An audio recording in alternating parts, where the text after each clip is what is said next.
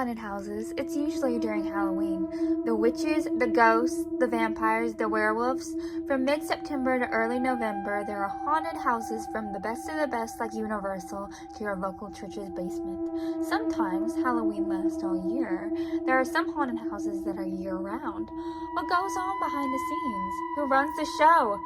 You see a monster pops out at you and you run away. But do you ever think about what the monster does? In this deep dive, I will show you the importance of scare actors and all the work they do to make your nightmares come true. Making a haunted house, it's hard. It's not just throwing up fake cobwebs and splattering blood on the wall. There's a lot that goes into making the scares safe and terrifying. The sets have secret drop windows and pop-out spots for the actors to jump out. They also have illusions to keep the guests guessing. The lights can either be total darkness or blinding. They can use special effects like fogs or pyrokinetics. The use of animatronics and mannequins are most notable to keep the guests guessing on what is real and what's not. The loud sound cues and haunting music set the stage for a devious setting. What we have this year is a pretty rudimentary design. So it's built from tarps, and then we have black lights and a lot of like strobe lights and props and costumes for our scare actors. So I just started out by creating a schematic design of how I wanted the haunted house to be set up and planning for where all the jump scares would be throughout the haunted house. And then I really just hit the ground running. I went out and I bought the supplies, and I've been staying up late at night cutting tarps at my house to get them ready, and then we've set it up today, so it's really been a one-day process getting it set up from start to finish. So overall, I mean, it's been a little bit of a lengthy process, but not as bad as I think you would imagine. It's not as hard to plan a haunted house as you would think. Is the issue of copyright. Many times haunted houses take inspiration from famous movie scenes. However, they cannot directly reference the scene or it will be an issue of copyright.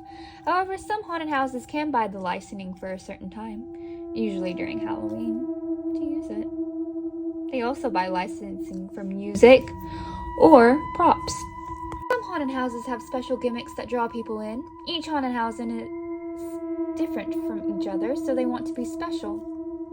One might have a high jump, or one might make people eat awful food, or one might have a train. Usually haunted houses have an overall theme for their show. It is what makes the haunted houses them. In terms of just the design, you have to have a theme. You come up with that theme, and then you have to tailor make every room from that root or that seed, and then every room is sort of your roots, and then the house is your tree trunk, and then whatever else is your leaves. But when you don't have a cohesive theme, then every room is going to feel disjointed, and you want your house to be immersive. So as real and as cohesive as you can make it, those things go a long way to sell the idea that I am not in Gatlinburg, Tennessee. I am inside of a horror movie, for the lack of a better word. I draw inspiration a lot from movies, and Texas Chainsaw Massacre, I think, is the perfect example of something that just feels so real and lived in, and we have not achieved that level of realism and that kind of back-breakingly realistic elements, but that's the idea. We want something that's going to kind of have that grimy, lived-in feeling. One can be an old asylum, one can be an old mansion, one can be an old factory. It's what tells the story. Lots of haunted houses have official rules to keep the patrons safe, including having a physical waiver if they want to be touched. They also cannot bring weapons into the haunted house. Haunted houses also make their own rules that patrons have to follow. If they do not follow them, they can be asked to leave. It is advised that people with pre-existing conditions like epilepsy, seizures, or pregnancy should not go in because of the mental and physical stress. The haunted houses are not liable for the damages to the person or the person's things. Some haunted houses may set age limits or other requirements at their own discretion. Now here to the stars of the shows, the actors. In a day in the life of the actors start by arriving an hour early before the show starts. They put on their makeup and costumes, and then they prepare themselves for the night. Then when the show opens, they get to work. They start scaring. For hours on end, they pop, jump, scream, and run at people. They do have small breaks. At the end of the night, they take off their costumes and makeup, and they do it all over again. A lot of people that worked on a shift, like to the tune of 10 plus people that were on at a time. So the way the house was structured was also very defined roles. So if you worked as a character named Stumpy in the front of the area, that was the thing you did. If you were the person that greeted when the theme was Grimsby and Streeper, and you were one of the folks that met people at the top of the funicular, that was your role for your shift.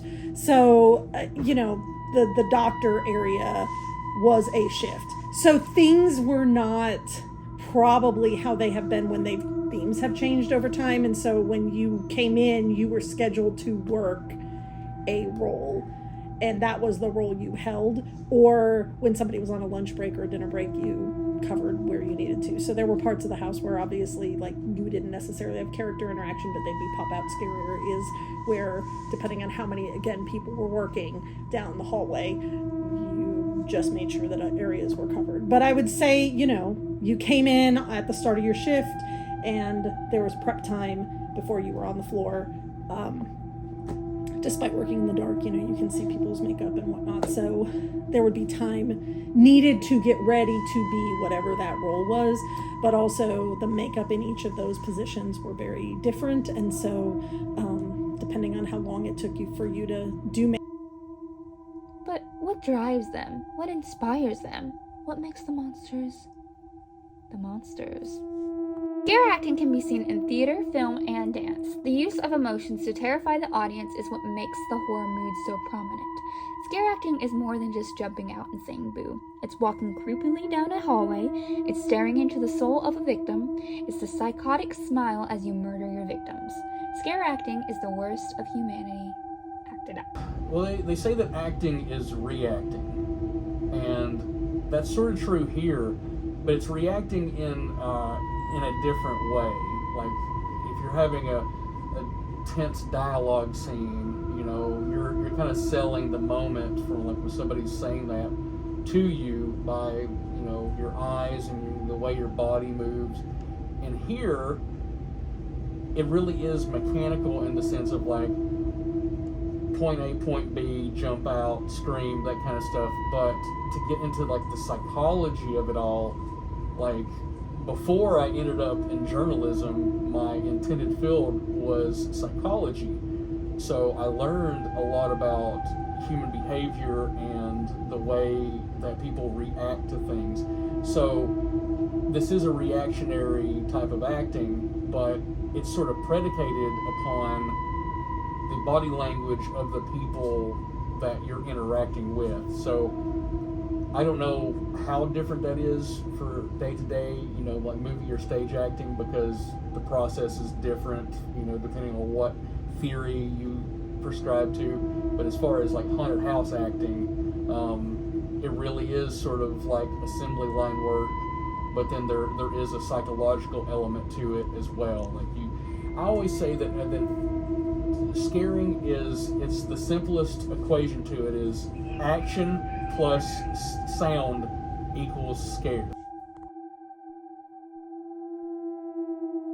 Some actors take inspiration from normality or the theme of the haunted house and make it weird and scary. They take something ordinary and make it scary. Some sort of uncanny valley. Some take inspiration from traditional monsters like skeletons and vampires.